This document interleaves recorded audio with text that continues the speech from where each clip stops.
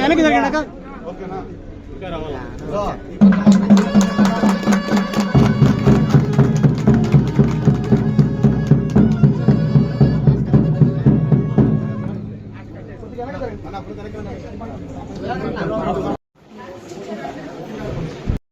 Okay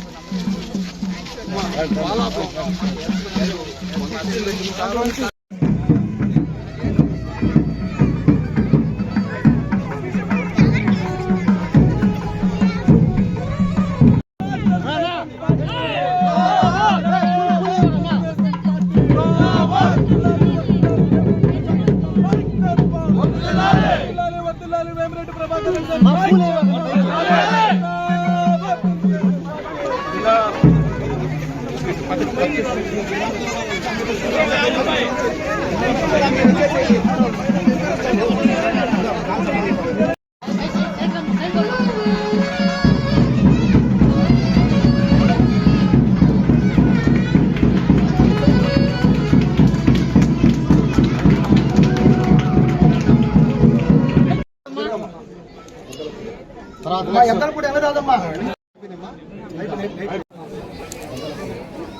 ఎద్దలపూడి ఎన్నదాదమ్మా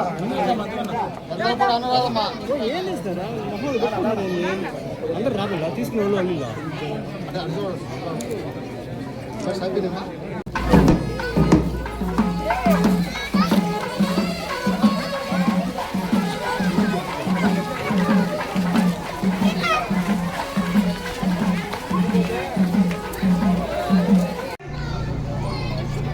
ఈరోజు పడుగుపాడు పంచాయతీలోని చంద్రమౌళి నగర్కి నమ్మకం, సంక్షేమం, అభివృద్ధి డోర్ టు డోర్ క్యాంపెయినింగ్కి రావడం జరిగింది. ఆ కార్యక్రమానికి విచ్చేసిన కూటమి నేతలకు అందరికీ ధన్యవాదాలు తెలుపుకుంటున్నాను. అలాగే స్థానిక చంద్రమౌళి నగర్లో ఉన్న గిరిజన బిడ్డలకు అందరికీ కూడా ధన్యవాదాలు తెలుపుకుంటున్నాను. ఈరోజు ఇక్కడికి రావడం, మిమ్మల్ని అందరినీ చూడడం, మీ సమస్యలు తెలుసుకోవడం చాలా సంతోషంగా ఉంది. మన ముఖ్యమంత్రి చంద్రబాబు నాయుడు గారి ఒక ఆదేశం ఇదే, ప్రజల్లోకి వెళ్ళండి, తెలుగుదేశం ప్రభుత్వం నమ్మకం తెలియజేయండి, సంక్షేమం తెలియజేయండి, అలాగే అభివృద్ధి ఏం చేశామో తెలియజేసి ఈ 2 సంవత్సరాల్లో మనం ఏం కంప్లీట్ చేశామో వాళ్ళకి చెప్పి ఇంకా వాళ్ళకున్న సమస్యలు ఏంటో కనుక్కొని రాబోయే 3 సంవత్సరాల్లో తీర్చే విధంగా ప్రతి ఒక్క నాయకుడిని, కూటమి నేతలను అందరినీ కూడా గడప గడపకి తిరిగి ప్రజల మధ్యలో ఉండమని ఆదేశించడం జరిగింది మన ప్రభుత్వం. అదే విధంగా ఇక్కడ ఉన్న బూత్ ఇన్ఛార్జీలు కానీ, క్లస్టర్ ఇన్ఛార్జీలు కానీ, కన్వీనర్లు కానీ, కో కన్వీనర్లు కానీ, మండల పార్టీ అధ్యక్షులు కానీ, తెలుగుదేశం కార్యకర్తలు ప్రతి ఒక్కరు కూడా ఇది ఒక పండుగ వాతావరణంలో ఈరోజు డోర్ టు డోర్ క్యాంపెయిన్ ధైర్యంగా మేము ఇవి చేశాం, మీకేమైనా సమస్యలు ఉన్నాయా చెప్పండి, మేము తీరుస్తాం, మా ప్రభుత్వం తీరుస్తుంది అని చెప్పే విధంగా ఈరోజు డోర్ టు డోర్ క్యాంపెయినింగ్ మనం చేస్తున్నాం.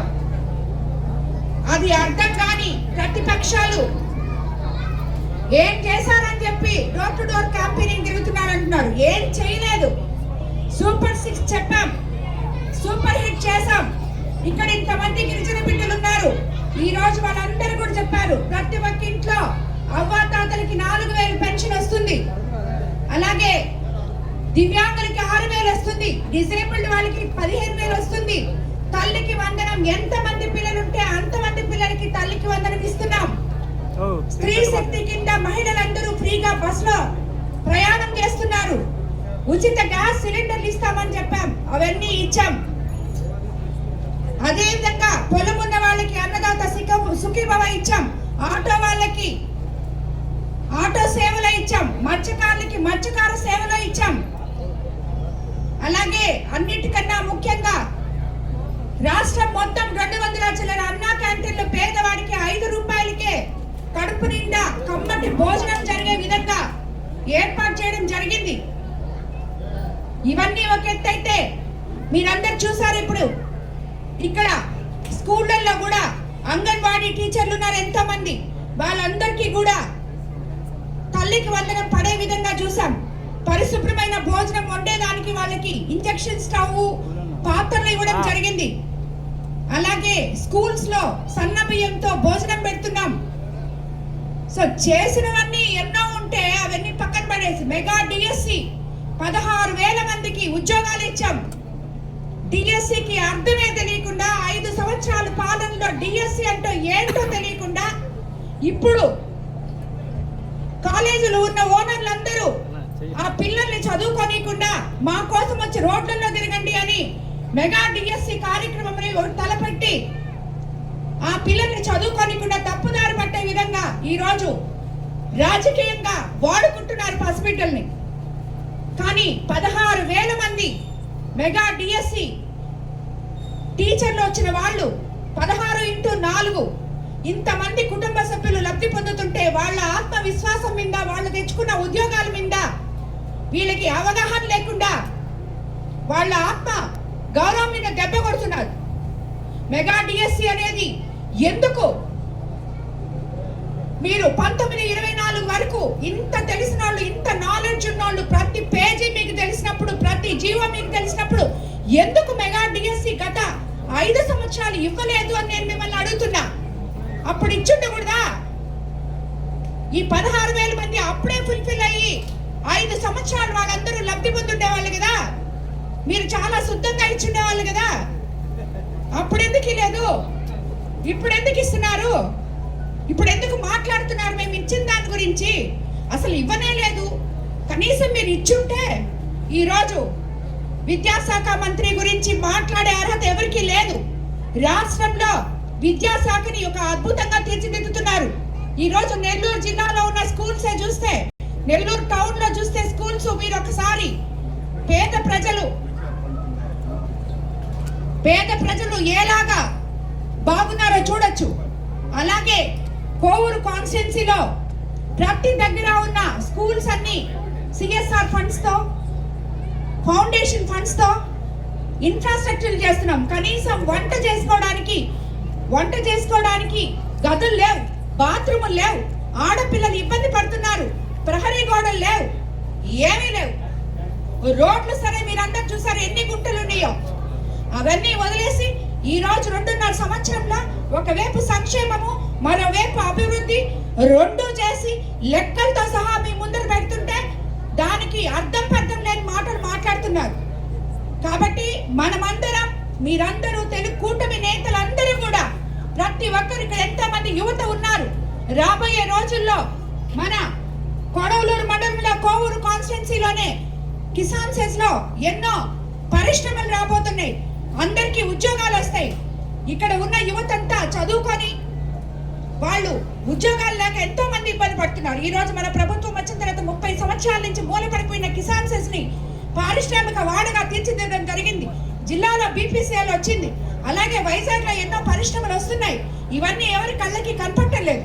కాబట్టి మీరందరూ కూడా ప్రతి కూటమి నాయకుడు ఇంటింటికి వెళ్ళి మనం ఏం చేస్తామో, మన ప్రభుత్వం అధికారంలోకి వచ్చినాక 2 సంవత్సరాల్లో కూటమి నేతలు ఏం చేశారో, ముఖ్యమంత్రి చంద్రబాబు నాయుడు గారు ఏ రకంగా సంక్షేమ పథకాలు ఇచ్చారో, ఏ రకంగా అభివృద్ధి చేశారో తెలుపుకుంటూ వాళ్ళ సమస్యలు తీసుకొని నా దగ్గరికి తీసుకురావాలని ప్రతి నాయకుడికి నేను తెలియజేసుకుంటున్నాను. ఆ సమస్యలన్నీ మనం ఒకటొకటి తీర్చుకుంటూ వెళ్తామని కూడా రాష్ట్రం మీకు అందరికీ తెలుసు.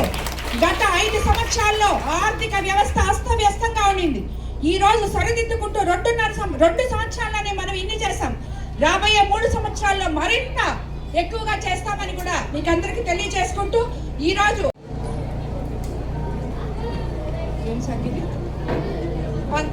పంచాయతీరాజ్ శాఖలో ఈ 2 సంవత్సరాల్లో 1,40,00,000 ఖర్చు పెట్టడం జరిగింది.